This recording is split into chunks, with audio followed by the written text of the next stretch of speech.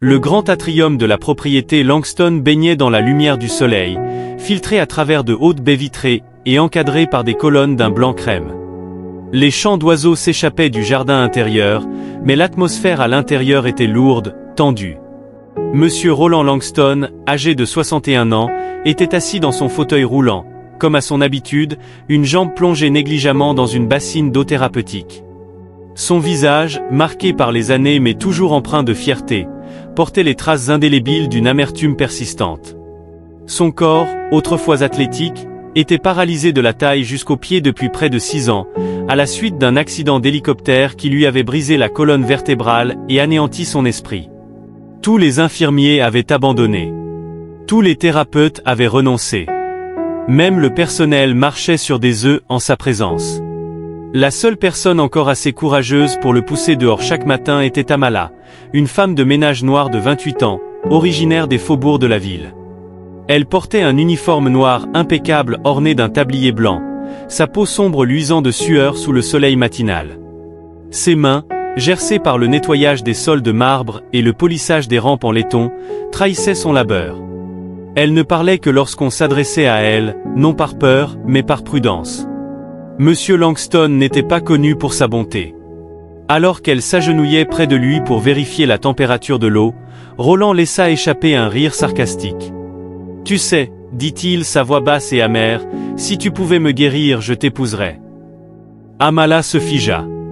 Elle garda la tête baissée, sa main toujours dans l'eau, ses yeux brûlants d'émotion. Roland rit de nouveau. « Quoi? Rien à dire?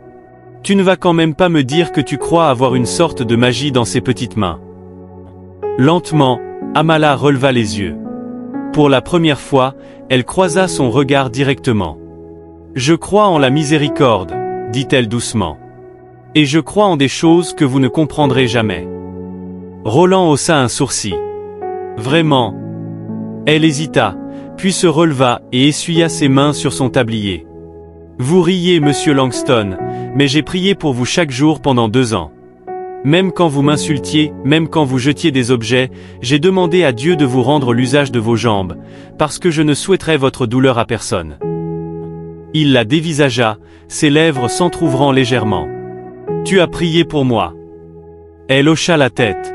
« Je n'ai pas besoin de ta pitié, rétorqua-t-il. »« Ce n'était pas de la pitié, répondit-elle. C'était de l'amour. » Roland éclata d'un rire dur, presque cruel. « De l'amour? De la part d'une femme de ménage ?» Le visage d'Amala se crispa. Elle ne dit plus un mot.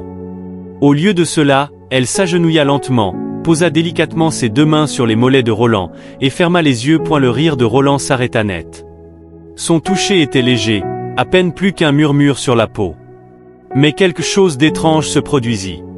Ses orteils frémirent. Il fronça les sourcils. Une décharge vive remonta le long de son tibia. Il étouffa un cri. « Amala, qu'est-ce que tu... » Un autre spasme, puis un autre. Il se pencha en avant, fixant ses jambes. « Qu'est-ce que tu viens de faire ?» Amala ne répondit pas. Elle semblait terrifiée. Ses mains tremblaient.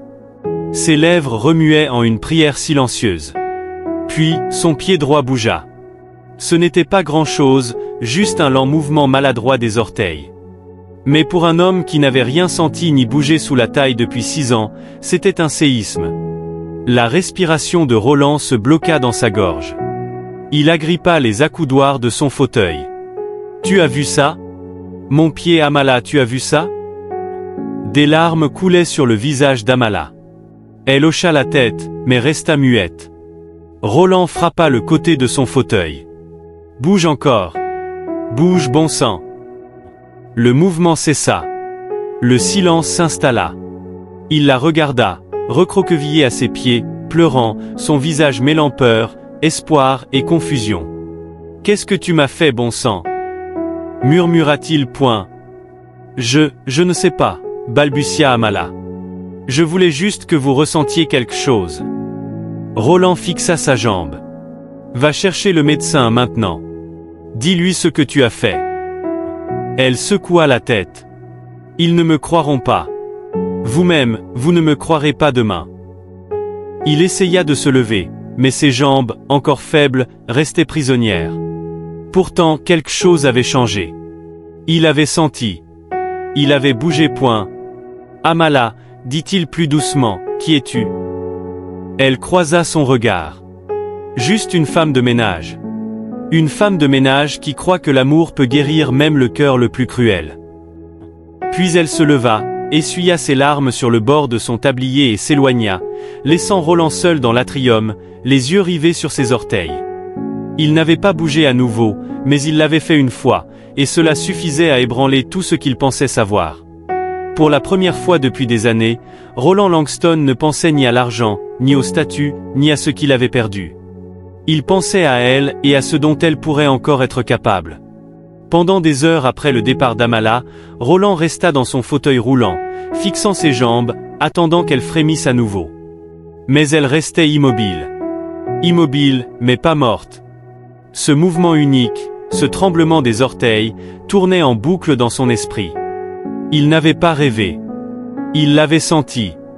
Et plus obsédant encore que cette sensation, il y avait le souvenir des mains d'Amala, tremblantes lorsqu'elles avaient touché ses jambes, ses larmes coulant en silence, comme si elle avait versé toute son âme dans ce seul contact. Et ces mots. Ce n'était pas de la pitié. C'était de l'amour. Il ne dormit pas cette nuit-là. Il n'appela pas le médecin. Il ne raconta à personne ce qui s'était passé. Il attendit. Le lendemain matin, quand Amala arriva pour son service, elle évita son regard. Elle lava le sol en silence, épousseta avec précision, et resta de l'autre côté de la pièce. « Viens ici, dit-il finalement. » Elle se figea. « J'ai dit viens ici, Amala. » À contre-cœur, elle s'approcha, tête baissée, prête à être moquée, renvoyée, prête à tout sauf à ce qu'elle entendit ensuite. « Touche-les encore, dit-il, sa voix dépourvue de sarcasme. Monsieur, je ne me moque pas de toi. Pas cette fois. » Amala hésita. Puis lentement, elle s'agenouilla, posa ses mains sur ses jambes, ferma les yeux et attendit. Pendant près d'une minute, rien ne se passa. Puis soudain, son pied droit tressaillit, suivi du gauche. Amala étouffa un cri. Roland se pencha en avant. Je l'ai senti. Je l'ai senti. Une infirmière entra dans la pièce, surprise par ces cris. Roland gesticula frénétiquement. Appelez le docteur Ince. Dites-lui que j'ai bougé mes fichues jambes. Le chaos s'ensuivit. Test, scanner, évaluation des réflexes, et à chaque fois, un nom revenait sur les lèvres du médecin. Amala point. Elle a dû faire quelque chose, murmura une infirmière. Je n'ai rien fait, répondit Amala calmement. J'ai juste cru en quelque chose qu'il n'a jamais pu croire. La nouvelle se répandit rapidement dans le domaine. Le personnel commença à la regarder différemment, certains avec admiration, d'autres avec suspicion. Mais Roland, lui, la regardait comme un homme réveillé après une vie entière de sommeil. En 3 jours, il commença à se tenir debout avec assistance. À la fin de la semaine, il fit 3 pas complets, s'agrippant aux barres parallèles avec des mains tremblantes. Amala était là à chaque étape. Un matin, après son 6e pas, Roland s'assit à côté d'elle sur un banc dans le jardin, la sueur perlant sur son front. « Tu te souviens de ce que j'ai dit avant tout ça ?» demanda-t-il. Elle le regarda, perplexe.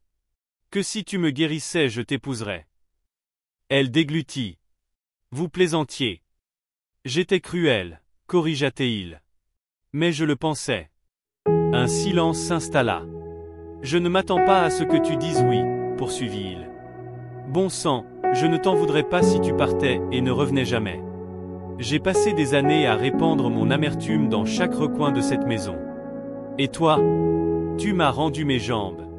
Ma vie. » Les yeux d'Amala s'emplirent de larmes.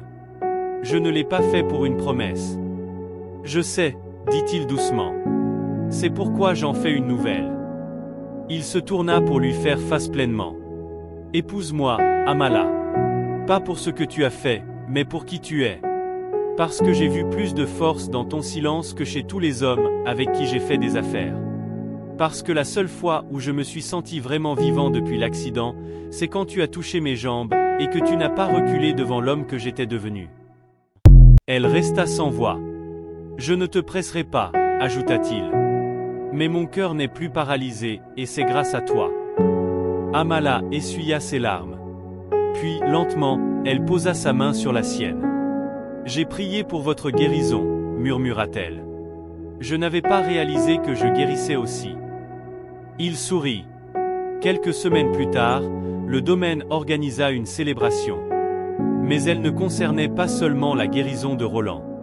Elle était pour la femme discrète en uniforme noir qui avait tout changé. Ce jour-là, Amala portait du bleu. Pas de tablier, pas de balai, pas de silence, juste un sourire. Le genre de sourire qui naît quand l'amour surgit des endroits les plus inattendus. Et lorsque Roland se tint debout sans fauteuil roulant pour la première fois devant tout le monde, il ne prononça pas de discours. Il tendit simplement la main vers elle, et elle la prit. Pas parce qu'elle l'avait guérie, mais parce qu'elle l'avait vu avant que quiconque n'ose le faire.